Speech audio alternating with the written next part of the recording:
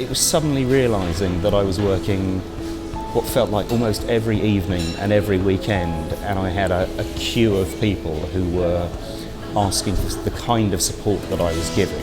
You know, a lot of restaurateurs have never had that kind of support. Be prepared for the loneliness. And the next day you've bought yourself a laptop and you're sitting in the Groucho Club on your own going, now I run a company. Trying to get meetings or convince people to come and meet you is one hell of a shift. We've got one in Soho, one in Brixton, and one at the BBC Television Centre. So that's been a really nice journey. And I think you learn the people that you trust and work well with. Our eating habits are changing. We're demanding better dining experiences, and the food market has never been so competitive. Starting and succeeding with a food business is challenging, but some determined and passionate entrepreneurs are flourishing. These people have big dreams, big passion, and big drive. They are disruptors, change makers, and innovators. They see a positive future. Many say that food business is too risky. Some say that it has huge rewards. Are you up for the challenge? This is Food Motion. I am Peter Farrell. My guest today is Chris Miller, the founder and director of White Rabbit Fund, which was founded in 2016 to provide both financial and general support to up-and-coming restaurant concepts. You're very welcome, Chris. Hi, lovely to meet you. Thank you. So it'd be great to start. I suppose we're here now in Lena Stores in King's Cross. It's your newest edition of the portfolio. It opened about 5 days ago. Amazing. Okay. So it's very new. Okay. And how, I guess, did you decide to go with this location? Because you're a little bit, I guess, off the beaten track to an extent. You're on the edge of Cold Drops Yard here. So what attracted you to this specific location? Well, there's been a huge growth in King's Cross over the last few years. This is definitely a bit of a walk from the station, but there is a mass of new developments going on around here, and a massive, huge density of people. So yeah, I think King's Cross is a great location. Opposite us, we've got the new Facebook European headquarters going up. Okay. We've got there's about 4 or 5 Google buildings. So yeah, I think it's the last heritage building they had left in this area. So we're in an old transit shed. So it fitted nicely with the Lena Stores brand, which has been such a, it started in 1944, so it's a proper old heritage brand. Okay, very good. So you choose it, I guess, with one eye in the future and looking at kind of development opportunities in the future. Exactly, yeah. And I'm still quite old school when it comes to finding properties, in the sense of I will walk the area regularly. So I'm looking at some other sites I'll go breakfast, lunch, dinner a few times, and just stand outside and literally count people. Wow.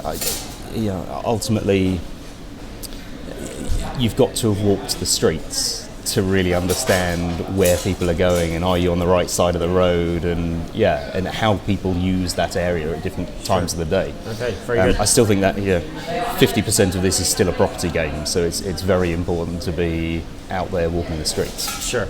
And how has trade been over the first couple of weeks, and what's the feedback been like?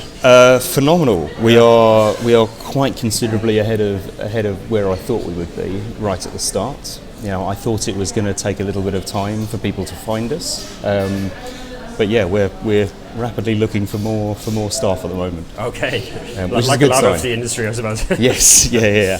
Okay, and do you think that I guess the initial popularity is because of the brand has been built up already, or is it because it's something new in the area, or what's contributing to the initial success of it? Well, do you know what? Lena Stores is such a loved historic brand, and it's always stood for incredible quality Italian food, and the deli has been importing Italian food for 75 years now, and there's a simplicity and an honesty to the food that they do. It's the ingredients are there's not that many that go into dishes, but it's using the best quality. Sure. So there's certain brands where there's something very special about it, and with Lena, when we got involved, it had been around for so many years that I wasn't doing anything really that smart by backing the growth of it, because clearly there was something that has resonated over many decades of something that people really love, which is simple Italian food done well. Okay, very good. So it'd be great to get into your background personally, and I guess your passion for food. Like, sure. Where did it develop from? Is it like a specific point in your life, or has it just grown over the years from working in the sector, or where does your love of food come from? I mean, the starting point is I'm not a natural foodie. I sort of learnt it.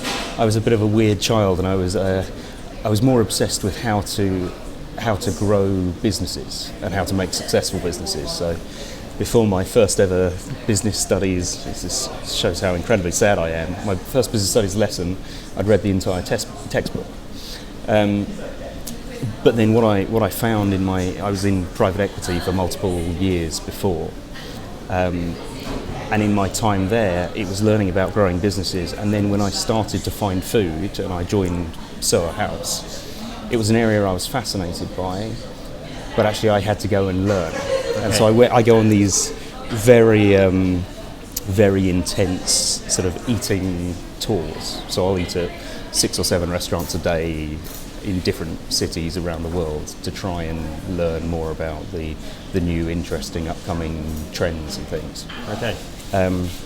But I don't have the most incredible palate. But for what I do, I don't think that's such a bad thing, because from an investment point of view, if I was totally obsessive about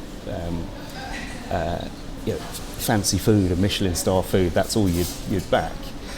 And actually, some of the most successful businesses, it's about simplicity and good quality and good hospitality, but it doesn't have to be Michelin star all the time. Sure, interesting. It's interesting you mentioned about your palate, that you say you haven't got a natural good palate. Have you seen that develop over time from eating out in all these places? I've definitely learned a lot more, but that's it. I have within the team incredibly talented culinary director, an incredibly talented operations director. They can taste food and know every single aspect that's in it. Okay. But interestingly, I often go to tastings as the average Joe, and so I'll taste something and go, I've eaten at some of the best restaurants in the world, and one of my favourite restaurants is still Nando's. Okay. I would put that in my top 10 quite happily. But actually, I think you can be too pretentious about food, and you can be too fluffy and too over the top. So, we definitely have really obsessive foodies, but in those right roles where they need to be. Sure. And my love has always been, how do you make successful businesses? And I think the food world rarely had that applied to it. And by that, what I mean is you either the two people who open restaurants, it's either a chef who is totally obsessed with food but maybe hasn't had the business experience and the day-to-day disasters of actually launching a business and the finance and the operations, or it's an ex-investment banker who maybe has made a few £1 million and wants to go off and do something creative, but lacks the creativity or lacks the obsession with detail that's required. Sure. So I had this nice experience in between the two worlds, working in private equity and then at Soho House, having that, seeing the real difficulties and challenges of opening restaurants. Sure, makes sense. I've been in a lot of tastings myself, and a lot of the time I felt there was the subjectivity, like especially the chefs, probably it's their opinion of what good quality food is. I guess your advantage as well is that you're customer centric, so you're looking at it and tasting from a customer's point of view, exactly, which is what the business is all about in the first place. Yeah. So I think it's about building the right team of people who obsess about their own areas. Sure. Very good. But yeah. And you mentioned Soho House, so you worked with Nick Jones for quite a while. I did. Alongside him, very closely too. Great experience, I'm sure. Well, I was commercial director for the group for about 4.5 years. Okay, very good. And then I guess what inspired you to start White Rabbit Fund, following on from that experience? Sure. Or whilst you were there, you were thinking about starting White Rabbit Fund? Yes. Well, I was working with Soho House, opening clubs and restaurants, or working on the opening of clubs and restaurants around the world. And then essentially it started as a little side project where I would help early stage restaurants do the boring stuff. So I would work on financials or operations or a debt raise pack, just because I was fascinated by the industry. And it all really started with a restaurant called Meat Liquor, the burger restaurant. So I helped them out a little bit on the side. And then they started introducing me to a few other people within the industry. And so on the side, I had my day job at Soho House, and on the side, my weekends and evenings were spent moonlighting, essentially. But that business got so busy. There was this very clear demand for that process and structure behind chefs. That I spun off, and the only other thing they always wanted was money. So I raised a fund, and then went off on an eating tour to eat at as many places as I physically could before I found the first investment. Okay, and I guess at what stage did you decide then to take this full time and to leave Soho House and to build White Rabbit Fund? That's a good question. Was there a moment or something that kind of gave you some optimism, or? Do you know what it was? It was suddenly realising that I was working what felt like almost every evening and every weekend, and I had a queue of people who were asking for the kind of support that I was giving. Okay. Because I'd come from the private equity finance world, chefs never had that, a lot of restaurateurs have never had that kind of support in building financial models and budgeting and forecasting. And there was just such a huge demand for it that I thought, well, clearly there's something in this. And then it was really about building up my investment model for White Rabbit before roadshowing that and raising the fund. Okay. So it seems like it was quite a smooth transition, I guess, from employment life into your own fund. But what challenges did you encounter, and how did you overcome those? One of my, if any. Well, one of my business mentors, he gave me a great bit of advice before I started. Which sounds a bit dramatic, but be prepared for the loneliness, in the sense of you come from commercial director of Soho House, which is obviously a huge globally recognised brand, and the next day you've bought yourself a laptop and you're sitting in the Groucho Club on your own going, now I run a company. And you don't have any gravitas behind who that company is, and so just trying to get meetings or convince people to come and meet you is one hell of a shift. So those early few months, starting out not without a brand behind you was a challenge. Okay. And how did you deal with the loneliness? Because I heard that's quite common as well. It sounds a little bit dramatic. No, but do you know what? I think you have to have this sort of this grand vision of where you want to get to, and all the. I do every single year. I sit down in January and I build a year-long plan. And you will always get many ups and downs starting a business, and there are so many day-to-day disasters, and actually the bigger you get and the more successful you get, if you're at the top of that, when things are going well, people don't need you. They need you when there's disasters, so it becomes more that way. But as long as you have a very clear plan of where you want to go that year, or even over the next few months, it's something to keep coming back to. That you go, these are the ups and downs, but I'm hitting the stages, and it will get me to the grand plan of where I want to be. So it's almost like this is the reason why I'm doing it. So that's pushing you forward. Correct. Yeah. Building that. You have to have a pretty clear vision. I guarantee it changes. You know, every couple of months. Sure. The plan I wrote in January will have shifted. But you've got to start with a clear thing you're aiming for. Okay. Otherwise, you can get lost in the minutiae of the day-to-day ups and downs that happen in any startup business. Okay.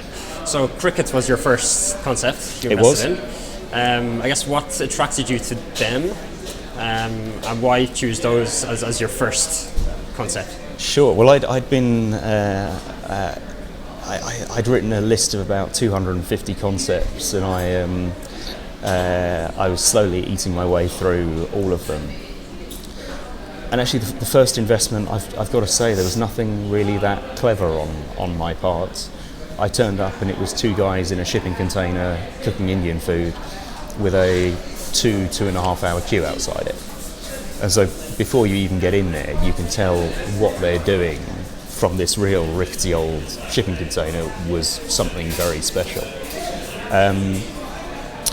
And so then the next thing is really meeting them and spending time with them and understanding that they really had the drive and the passion and the skill set to turn it into a successful business. So that was the 1st September in 2016, and we are now we've got one in Soho, one in Brixton, and one at the BBC Television Centre. Okay. So that's been a really nice journey, and those guys. Yeah, they've been a phenomenal team to grow that business. Okay, very good. So now you have 4 concepts in the portfolio. So you've got Kim's, Island Poke, Lena Stores, and Cricket, obviously. How do you continue? You said you're going out and looking at locations, and I guess you're considering different concepts. How do you continue to find a pipeline of new, exciting concepts that have potential to grow as well? I'm in a really lucky position now where I get a lot of people approaching me. Yeah, from back in the day where I used to go, I went to every street food market, and we get 2, 3, 4 a week now being sent to me. I actually think now the real inspiration comes from travelling, and I will I'll set up a trip. Last year I did New York, Miami, and Mexico. Where exactly I will eat at 6 or 7 different restaurants a day and try and get new ideas, and actually it's so incredibly powerful to when we go on trips, there will be things that we find that will end up in a restaurant somewhere down the line, and I build these quite big selections of photos from around the world.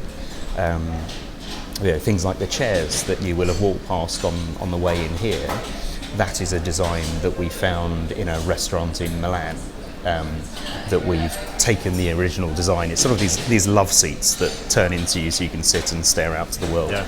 And that's actually from a Wes Anderson cafe in Milan. Okay. It's little things like that. You'll take a photo and go, actually, in a year's time, that will be somewhere in a restaurant. So, okay. So how do you organise all of that content, I suppose, all of your photos, and I guess you're writing down ideas as well? Not as well as I should be. Okay. But it's just big folders of kind of inspiration images. Actually, I have... it's a small little tip, but I use OneNote, and I have every single concept has its own section, and it's filled with photos and notes. And interesting. I've had many different learnings as to how, over the last 3.5 years, how I've had to organise my days. Okay. Yes, that's been some of the challenges, but I'm pretty comfortable with my routine now. Very good. And you mentioned, I guess, how you chose this location, but how are you actively going about finding new locations? Are you working with agents, or is it just yourself walking the streets, or are you pinpointing certain locations within suburbs or central London? Yeah, I mean, for each of the brands, we have a clear idea of where we think the brand would work and the opportunities, but I spent a lot of time. I know most of the major landlords in London.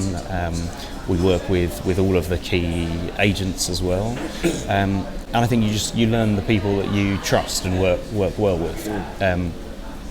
It's interesting. an interesting game, the restaurant agency game. But there's 3 or 4 in London who really are the ones who know everyone and you really trust. So yeah, we work with all of them. Okay, great. And what is your plan then for the 4 concepts you have now, the 4 brands? Do you see them all growing at a similar rate, or are there different plans per concept? I mean, they're all incredibly unique. We have Indian, Chinese, Italian, and Hawaiian. Some can grow faster than others. The nice thing is we're not set up like a typical private equity fund. I don't have this sort of very strict, you've got to roll out 10 restaurants a year, 20 restaurants a year. And in fact, I think that's the quickest way to kill a brand, and we've seen a lot of that in the market. I think what we're able to do is each brand can, if you open 1 a year of each of them, some will go quicker, like Island Poke. That is a casual, easy to expand brand, and some will go a lot slower, like Cricket, which is it's a bit more of a complex restaurant. So they will grow at different rates, definitely. Okay, and I guess, do you have a longer term vision for White Rabbit? Let's say 5-10 years. What does that look like? Yes, well, so White Rabbit is it started out as a typical investment fund, and the idea was that you would have an exit in 3 to 5 years.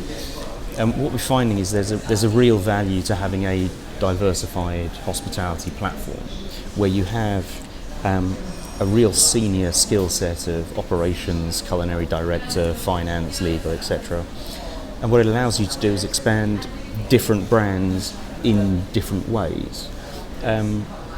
So look, we'll continue to grow it. Might we sell 1 or 2 of the brands in the future when they get to the right stage, if that's the right thing to do? Yes, very possibly. But it's not a strict, I have to exit in X number of years. Sure. But actually, look, there's definitely potential to create new ideas in-house and continue to grow the existing brands. Okay. It'd be great to dig into, I guess, your process for choosing investments Sure. and partners. So I guess, what gets you excited if somebody's sending you a pitch deck or an executive summary? What is the thing grabbing your attention, and what is going to get you excited to request a meeting? The first thing that's always really important is to see some proof of it working. That doesn't mean they have to have an already operating restaurant, but there are so many opportunities now to do dining clubs or pop-ups or street food markets, or to try out your concept. And then say, and people really liked our food, or we had a queue and we made X amount of money. Now, it doesn't have to be this hugely profitable business. In fact, Cricket, when I first met them, 23 seats, where the kitchen was half the size of the restaurant. You're never really going to make great money from that. But actually seeing that there was a queue, that there was this massive interest in what they were doing, that was what made me think, okay, these guys have got something interesting here. Okay. So some proof, and then ultimately it then comes down to it's got to be a unique concept where they are totally obsessive about the product. And the reason for that is my job is process, structure, supporting growth of a business. The people we're backing have to be totally obsessed about the food quality itself. We can support on that, and we have, as I say, culinary directors and operations directors, but the most important thing, it's got to start from them being totally obsessed with that food. Okay. And what are you looking for then in an executive summary? So what are the highlights you're looking for? You need to understand the team and what they've done, and that they've I think if someone I had someone come to me a little while ago and say they wanted to open a sushi restaurant fully staffed by robots, and they'd never opened a restaurant, and they'd never they'd never built a robot before. You know what? They came back to me a year later and said, "We've built a robot, and come and try it out." And I went off to actually see it, and now we're doing some work with them for one of the brands. You know, I think it's important. You've got to have the right team in place, and where there are weaknesses, that they've got board members who cover those weaknesses. Sure. Yeah, are you looking at financials like in detail at that stage, or just kind of not really headline figures? Now I differ to some investors because I have the finance background, and I've worked on opening enough restaurants around the world now that I can. It's good for them absolutely to have done some work on financials and had a crack at understanding what their cost of sales are and roughly how they would staff it, and but you don't have to send me a 30 meg financial model with all definitely not at the start. I'm actually more interested to know, what are your cost of sales on that, and then we can do the maths ourselves and go, okay, yeah, this is a viable business. Sure. I get really more excited about the concept and the people first, because that's what customers will buy into, and then after that I get into the financials and the legals and the rest of it. Sure, makes sense. Okay, so you mentioned you have a central team as well within White Rabbit. Yes. I guess I've worked in businesses where there's different styles of concepts, different styles of service and operational models as well. How do you maintain consistencies and get efficiencies from that central team, but with different styles of concept? Is that a challenge, or they just adopt? Yes, absolutely. Well, the way we work is it's more like a task force. So what we will do is we will go in behind a founder team and support them on setting up all of the processes, and but actually a lot of those processes, but the aim is to then make ourselves as redundant as possible, as quickly as possible, so we can go on and do the next thing. But what you find is a lot of those processes are it's best practice across all sites. It's health and safety. It's good HR practices. It's good EPOS systems and financial tracking. And actually, if you're an Italian restaurant or a Chinese restaurant, there's a lot of similarities between the best practice of the structure that goes behind it. What differs in each one is the food itself, and that we have specialists in each area. So you have Andrew Wong, who's he is a Michelin star Chinese chef, and we have Will Bowley from cricket, who is the most phenomenal Indian chef and has travelled across India learning his craft. And then what we try and do is support behind him with a culinary team of just how do you get an incredibly creative dish and then do 300 of them in a day. That's the real challenge. Okay. And how do you find, I guess yourself personally as well, of finding the balance between, I guess, getting involved and giving advice and support, but then giving the management team and I guess the founders to an extent a level of autonomy that makes them feel like they have the power and they're in control to an extent? Yeah. Yes, it's a tricky balance to find. Yeah, absolutely. And we are not. There are other places you can go to and just get money.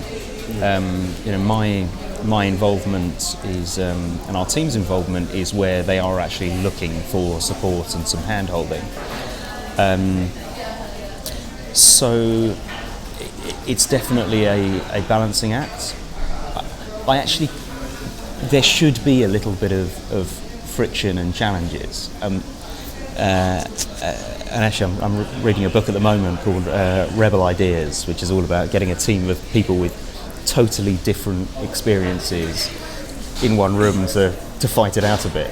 And actually, if I won every argument and just focused on process and finance, my God, would that restaurant fail, because it would be incredibly boring.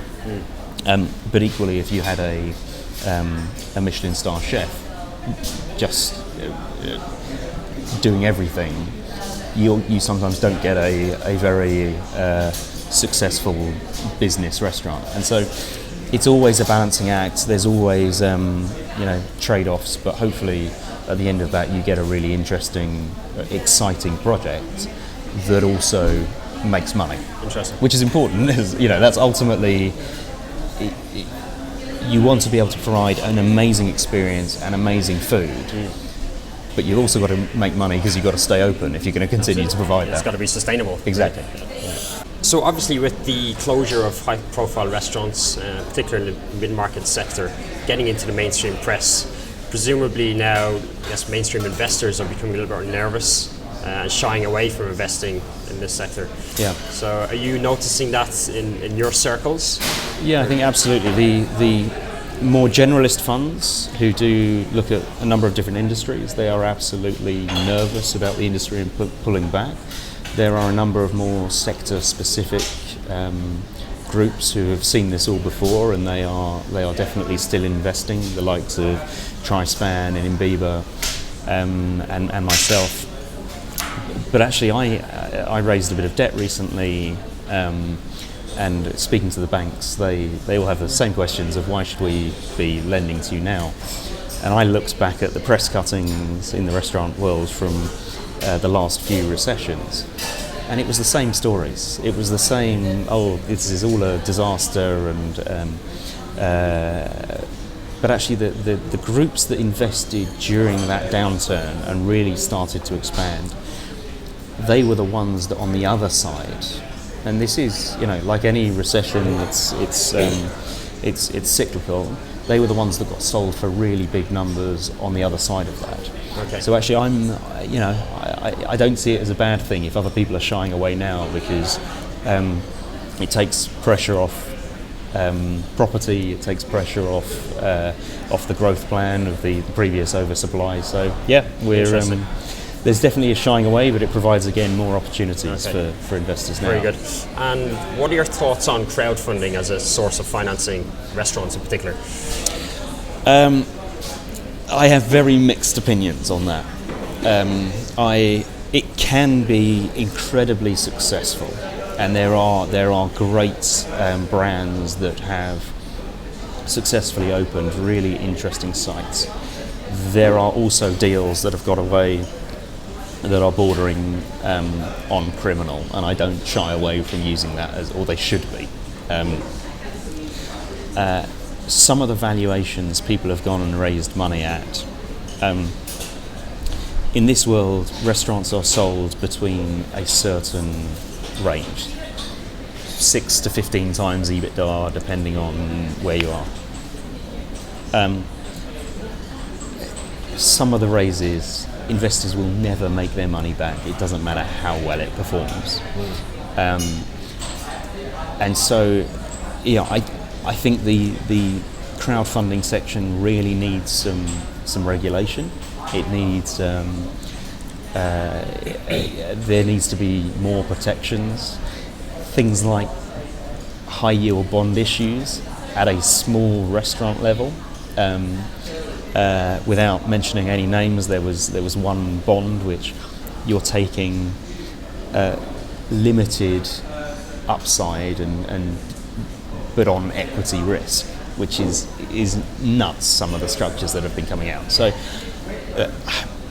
it can be very successful. It can be very useful.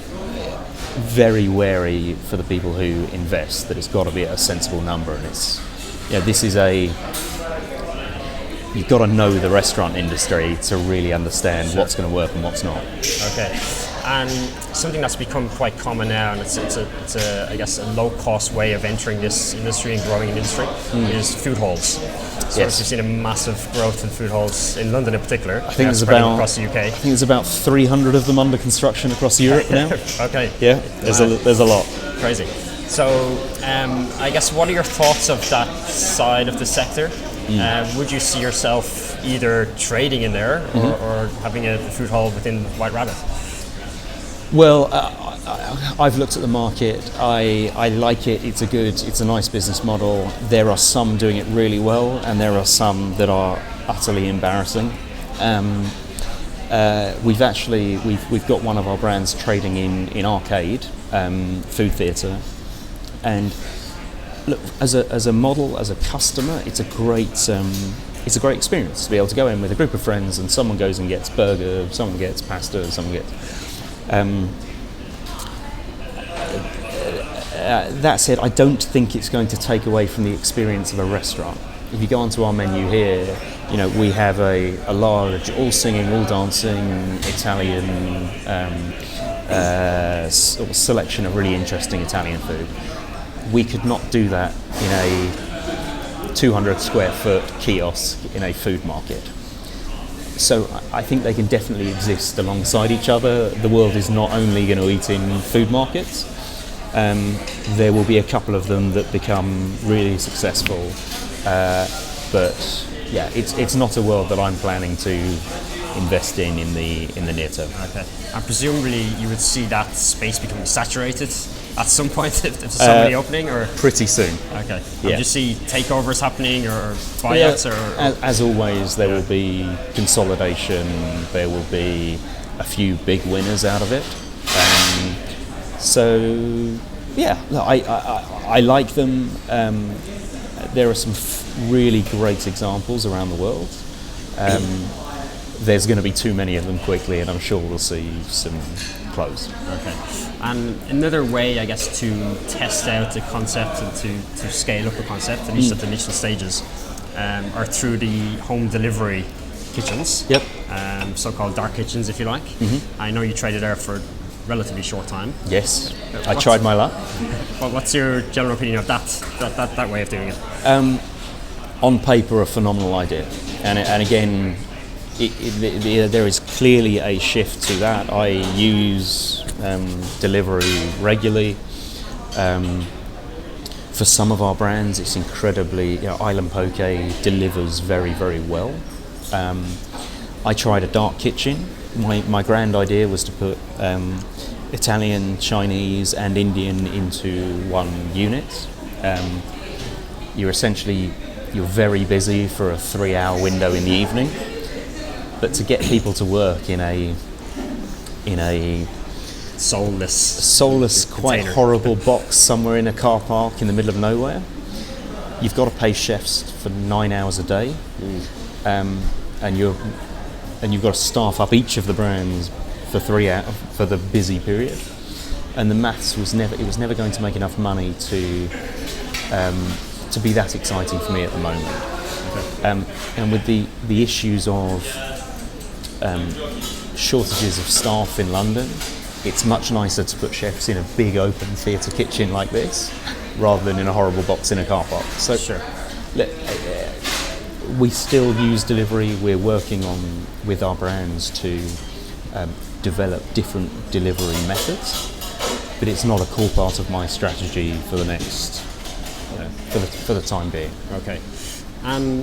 Where do you see, I guess, the restaurant sector moving now in London and UK in terms of particular cuisines or concepts? Do you see breakthrough cuisines coming in the next couple of years, or? I think there's obviously very clear, very well publicised trends of vegetarianism, veganism. That's only going to continue to grow. I think poke was one which blew up and is now sort of starting to. It's clearly a stable choice that people are making for lunch. You regularly see, the next cuisine is going to be X, Y, Z. For me, there's a few things I've got my eye on, but actually I think the interesting parts for me are things like technology and how you apply that, and sticking with stable, obvious things. Italian food, Chinese food, Indian food. We're not doing anything too clever or anything too new. It's just how you do that better, and also how can we start working technology into that in a better way. Sure. And I guess it's quite a challenge. Like, how do you determine if something is a fad or a trend or something there for the long term? Like poke is a great example. And you got in, I guess, just as the wave was forming. Exactly. You rode that wave. Yeah. So is that a bit of a guessing game, or is there some kind of calculations to that? Yeah. Look, I think the joy is. Again, it comes from the travelling, and I'd seen on the west coast of the US, poke's been around for a while, and it's a real stable food offering there. It was clear there was going to be this wave, and I think, with those, you never know if it is going to stay. But what's been clear now is we're in the top 1 to 5 of poke is one of the top delivered items across anything in the likes of Deliveroo and Uber Eats, which clearly to me shows this is now around to stay. Sure. But yeah, the first 3 months when we opened that, probably the first 2 months, literally no one came through the door. Well, there might have been, it was pretty scary. Yeah. But that's the joy of what I do, is you have to take these punts on the really early stage, and that's where you create the value. It was sort of December time where I was thinking, God, what do we turn this site into?